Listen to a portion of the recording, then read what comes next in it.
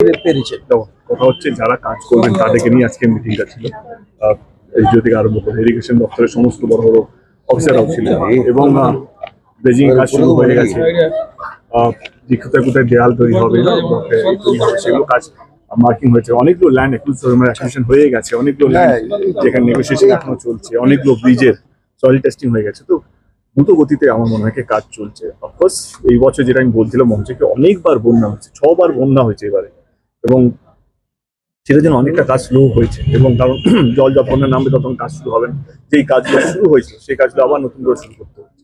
Of course difficult ওয়াজ দেয়, but আমরা খুব পজিটিভ, আমরা খুব তাড়াতাড়ি দিদি যা কথা দিয়েছেন, আমাদের মাননীয় মুখ্যমন্ত্রী যা কথা দিয়েছেন, অভিষেক বাবু যা কথা দিয়েছেন, সেই সময় মতো কাজটা শেষ হবে।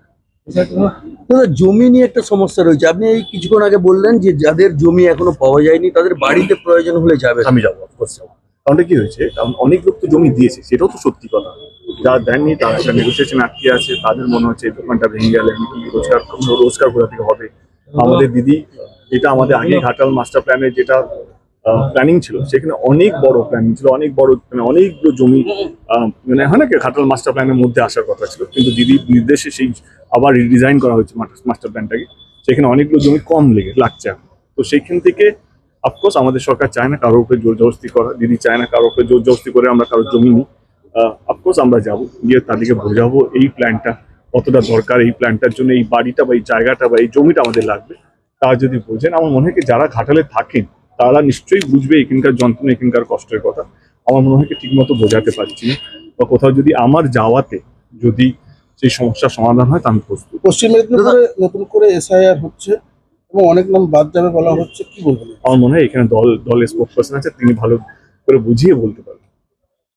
দাদা, আপনি চেয়েছিলেন এবং ঘাটাল মাস্টার প্ল্যান বাস্তবায়ন হতে চলেছে, সেই জায়গায় বিরোধীরা কিন্তু এখনো অভিযোগ করছে যে কেন্দ্রের সাহায্য ছাড়া কখনোই মাস্টার প্ল্যান সম্ভব নয়। কিন্তু মাস্টার প্ল্যান তো কাজ শুরু হয়েছে, কি বলবেন এই নিয়ে?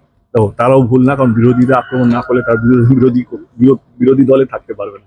তো তারা ভুল না, তাও তো সেটা বলবেই।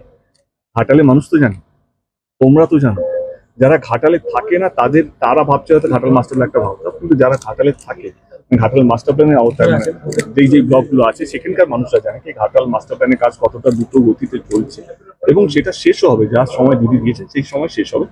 বিরোধী দল যেটা বলছেন তারাও ভুল বলছেন না, কারণ তাদের কাজটাই বিরোধ করা। তাদেরকে শুভেচ্ছা, যেদিন শেষ হবে তাদেরকেও ডাকা হবে। আমার মনে হয় সেটা, তারাও তো ঘাটালেই থাকেন, এবং এই জিনিসটা কোনো পলিটিক্যাল, এই ঘাটাল মাস্টার প্ল্যানটা কোনো পলিটিক্যাল পার্টির এজেন্ডা নয়, এটা ঘাটাল মানুষের জন্য।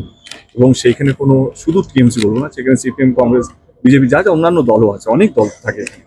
তো আমার মনে হয় সবারই আসা উচিত সেই উৎসবে সামিল হওয়ার, সেই উৎসবটাকে সেলিব্রেট করা। তো আমার মনে হয় তারা ভুল না, তাদেরকে শুভেচ্ছা, যেদিন হবে সেদিন আমি নিজে পার্সোনালি ফোন করে তাদেরকে ডাকবো, আসুন, করে আসুন।